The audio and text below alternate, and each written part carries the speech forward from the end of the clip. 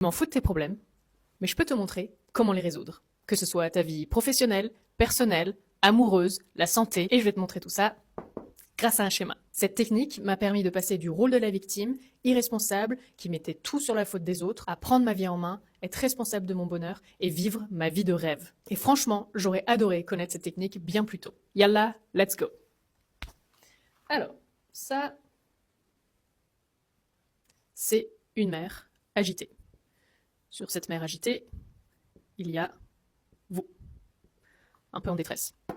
Ça, c'est vous, dans le rôle de la victime. Pourquoi est-ce que ça m'arrive? Pourquoi moi? Pourquoi pas la voisine? C'est trop injuste, je ne mérite pas ça.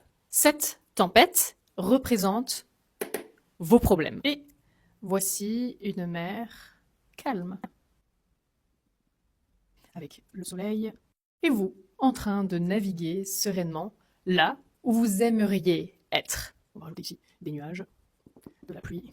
Ces problèmes, cette tempête, vous l'avez créé. Parce que rappelez-vous, tout ce qui se passe dans notre réalité a été créé par notre état de conscience, notre état d'esprit. Si vous voulez comprendre de quoi je parle, j'ai posté pas mal de contenu à ce sujet, donc je vous invite à aller explorer mes différents réseaux sociaux. Ça, ces problèmes, cette tempête, c'est vous qui l'avez créé.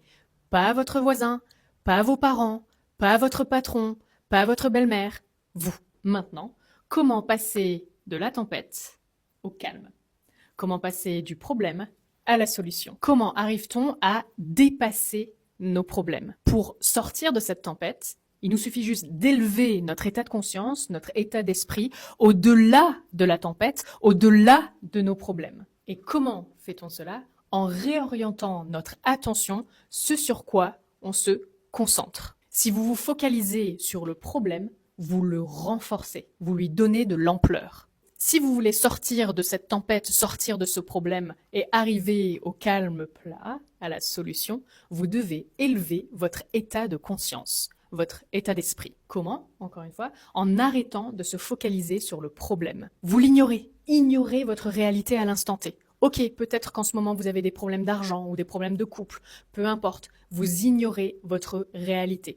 Plus vous focus sur votre réalité à l'instant T, sur vos problèmes, plus vous allez lui donner de l'énergie et plus ça va prendre d'espace. Pas uniquement dans votre couple ou là où le problème a débuté, mais aussi dans les autres domaines de votre vie. Si votre réalité à l'instant T, au moment où je vous parle, est une grosse tempête, ignorez cette tempête, ignorez cette réalité. Arrêtez de lui donner de l'énergie et utilisez toute cette énergie que vous déployez à vous morfondre sur le problème pour justement vous concentrer sur ce que vous voulez vraiment. Concentrez-vous sur la solution, concentrez-vous sur ce que vous voulez atteindre. Posez-vous cette question. Que ferait la version idéale de moi-même? La version idéale est là, ok? Que ferait la version idéale de moi-même pour trouver une solution? La version de moi sur le bateau calme, qu'est-ce qu'elle ferait? Et si rien ne vous vient à l'esprit spontanément, pas de panique, vous vous concentrez, vous restez focus sur la solution, sur ce que vous voulez vraiment. Et je vous invite à utiliser un des outils les plus puissants de la manifestation, la méditation. Accompagné de la respiration, alors là, vous êtes au top. Vous allez vous asseoir en silence, vous allez calmer vos pensées, vous concentrer sur votre respiration. Votre corps va se détendre, votre rythme cardiaque va ralentir, et une fois que vous êtes complètement détendu, vous allez demander à l'univers ou à Dieu de vous montrer la solution.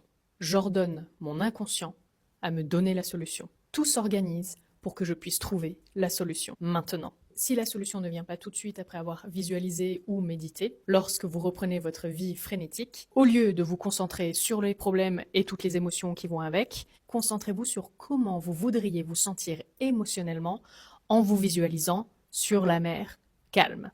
Par exemple, ici, dans la tempête, si vous ressentez de la colère, de la frustration, de la tristesse, un sentiment d'impuissance, de la haine, le manque, etc., vous allez vibrer ça. Et une émotion, c'est quoi? Motion.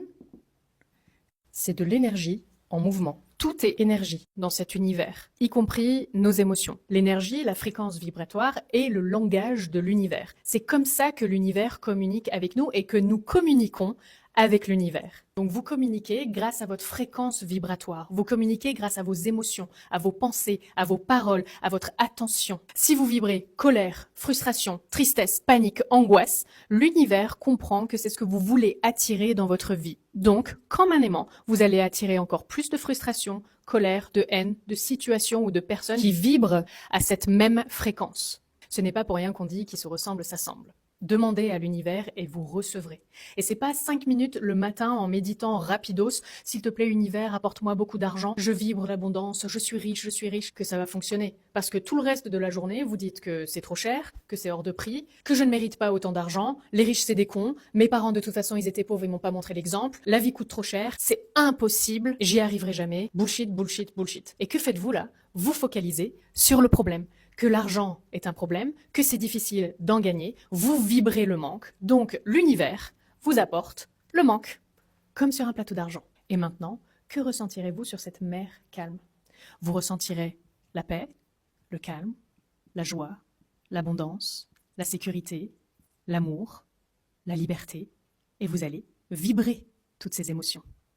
Plus vous vous focalisez sur ces émotions, plus vous ressentez ces émotions, et plus vous allez attirer cet état d'être dans votre vie. Vous vous focalisez maintenant sur cet état d'être de détente, comme si votre vie en dépendait. Car oui, elle en dépend. Vous êtes reconnaissant de trouver la solution maintenant. Je remercie pour tout ce qui fonctionne dans ma vie. Je remercie mon corps d'être en pleine santé, de s'auto-guérir. Je remercie que ma vie soit si facile et calme maintenant. Lorsque vous mettez toute votre attention sur ces émotions élevées, lorsque vous ressentez ces émotions élevées, la solution vient naturellement. L'univers va vous révéler la solution à partir du moment où vous élevez votre fréquence vibratoire. L'univers se met en résonance avec ce que vous choisissez de vibrer. Vous choisissez de vibrer la tempête, vous attirerez la tempête dans votre vie et dans tous les aspects de votre vie. Qui sème le vent récolte la tempête. Et si vous vibrez le calme, la paix, la joie, l'abondance, vous allez attirer tout ça dans votre vie. Donc, focalisez-vous sur ces émotions élevées. Le chemin, on va dire que ça, c'est le chemin pour accéder du problème à la solution, se dessinera tout seul. Finalement, le chemin, c'est le comment. Comment je vais arriver à la solution? Comment je vais m'en sortir? Laissez le comment à l'univers. C'est lui qui répond. Concentrez-vous uniquement sur votre état vibratoire, ce que vous voulez ressentir.